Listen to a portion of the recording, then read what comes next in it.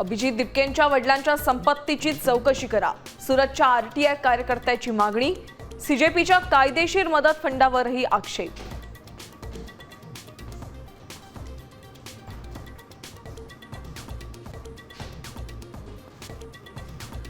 जंतर मंतरवरील आंदोलन देशविरोधी, संविधान विरोधात हत्यार म्हणून वापर केलेलं आंदोलन. राष्ट्रीय स्वयंसेवक संघाचे सहसरकार्यवाह अतुल लिमये यांचा आरोप.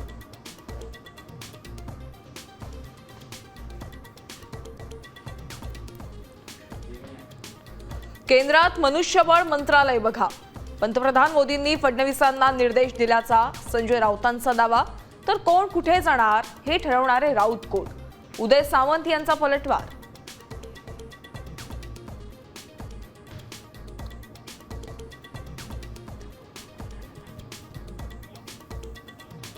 मुख्यमंत्री देवेंद्र फडणवीसांकडे दैवी शक्ती, फडणवीस सर्वगुण संपन्न. मंत्री चंद्रकांत पाटील यांचं वक्तव्य.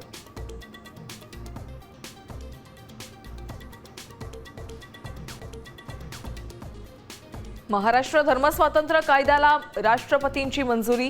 बेकायदेशीर धर्मांतराच्या प्रकरणांमध्ये दोषींवर कठोर कारवाई होणार. तर कायद्याला कोर्टात चॅलेंज करणार असल्याची प्रकाश आंबेडकरांची माहिती.